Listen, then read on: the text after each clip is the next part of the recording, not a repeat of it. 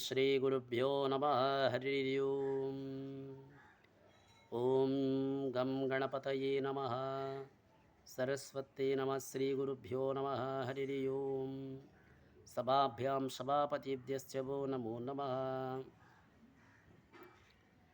శ్రీ స్కంద పురాణం అంతర్గతంగా రెండోదైన వైష్ణవ కాండం నుండి 10వ భాగమైన శ్రీ పురుషోత్తమ క్షేత్రం 24వ అధ్యాయానికి స్వాగతం. ఈరోజు ఆ జగన్నాథ స్వామి యొక్క మహత్యాన్ని కూడా దీంట్లో అంతర్భాగంగా తెలుసుకోబోతున్నాం. జైమిని మహర్షి ఎట్లా పలుకును: జగన్నాథును సమీపించి చాలా కాలం నుండి ఉత్కంఠంతో కూడుకున్న మనస్సు గల వాడై వాడలు గగ్గురు పడుసుగా దండ ప్రవణాలు చేసును. పరబ్రహ్మ స్వరూపం, గోవులకు బ్రాహ్మణులకు హితము కలిగించేవాడు, నమస్కరించేవాడు, దుఃఖములు నాశనం చేసేవాడు, ధర్మాది 4 పురుషార్థం ప్రసాదించేవాడగు నీకు నమస్కారం. హిరణ్య గర్భునికి పురుషునికి ప్రకృతిని వెల్లడి చేసేవాడవు వాసుదేవ, శుద్ధమగు జ్ఞానమును రూపమై వాడు నీకు నమస్కారం అని పలికాడు.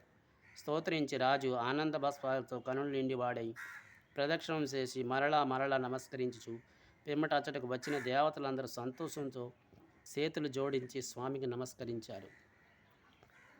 దేవతలు ఎట్లా పలికారు: 1000 శిరస్సులు కలిగిన ఓ పరమపురుష, 1000 కనులు కలిగిన 1000 పాదములు గలవాడు, భూమంతటికి వ్యాపించే 10 అంగుళములు మిగిలితివి.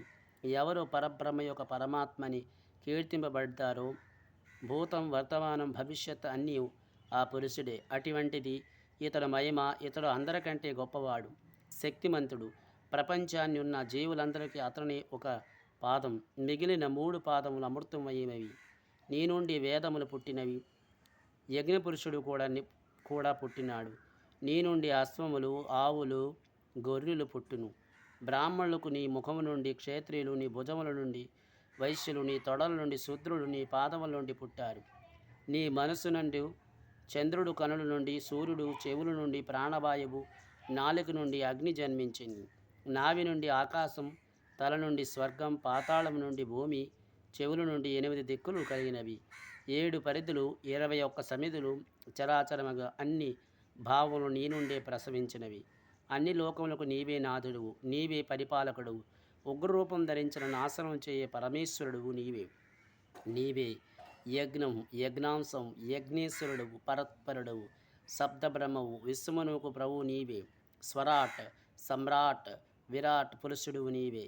కింద భాగం, పై భాగం, తిరక్కులన్నీ కూడా నీవే. జగత్తునందును వ్యాపించున్నది నీవే.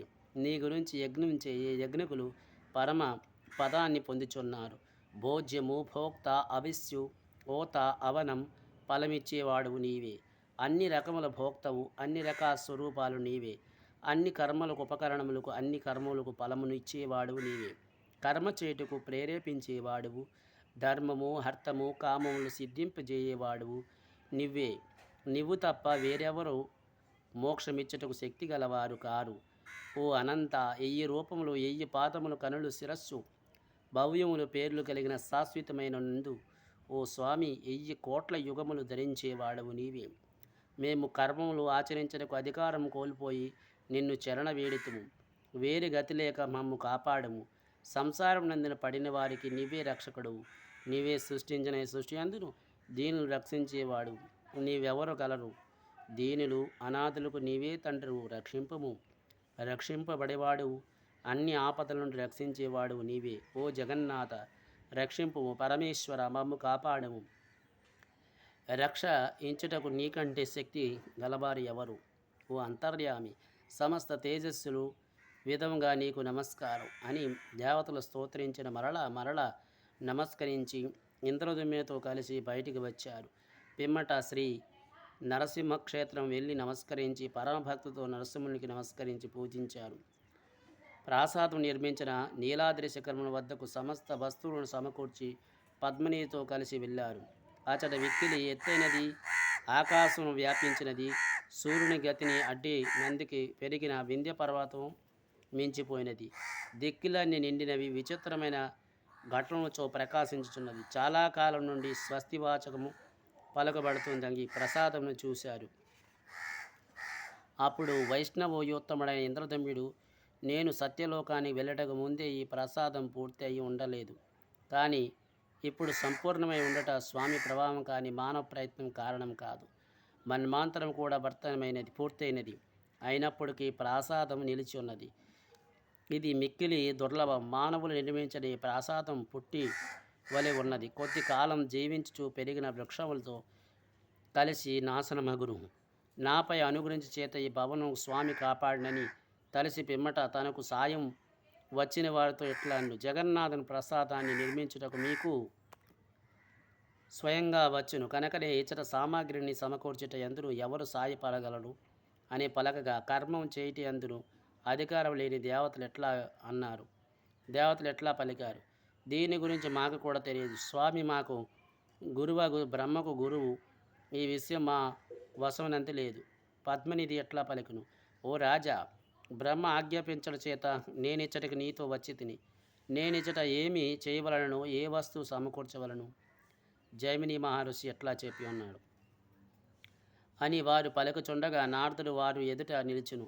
సర్వశాస్త్రులందిన విశారదుడైన అతను బ్రహ్మ పంపగా అచ్చటికి వచ్చును. సమస్త వస్తువులను శాస్త్రంలో చెప్పినట్లు సమకూర్చుము. నీవు చెప్పినచో పద్మనిధి వాటిని ఏర్పడించును అని బ్రహ్మ చెప్పగా అచ్చటికి వచ్చిన నారదుడు చూసి వారందరూ ఆనందించి లేచి నిలిచారు. ఇంద్రధమ్యుడు నారదునికి షోడశ అర్ఘ్యములచే స్వాగతం చెప్పును. మానవుల రూపంలో ధరించిన ఆ దేవతలందరికీ అతడు నమస్కరించి ఇంద్రధమ్యుడు కూడా ప్రతిష్ఠ కొరకై కావలసిన వస్తువులు చెప్పటకై నారదుడు ఎట్లా ప్రార్థించును. ఓ మునిశ్రేష్ఠ, పురోహితుడు చాలా కాలం నుండి లేకపోవడిచే నాకు తెలియదు కనుకనే వేటిని సమకూర్చవలనని క్రమంగా తెలుపుము. ఇది శ్రీ స్కంద మహాపురాణం అంతర్గతంగా రెండోదైన వైష్ణవ కాండము నుండి పురుషోత్తమ క్షేత్ర మహత్యం 24వ అధ్యాయం సంపూర్ణం. మంగళం కోసలేంద్రాయ మహానీయ గుణాత్మిని చక్రవర్తి తనూజాయ సర్వభౌమాయ మంగళం. ఉమాకాంతాయ కాంతాయ కామ్యప్రదాయనే శ్రీగిరీశాయ దేవాయ వల్లీనాథాయ మంగళం. సర్వం శ్రీ ఉమామేశ్వర పాదపద్మార్పణమస్తు. స్వస్తి.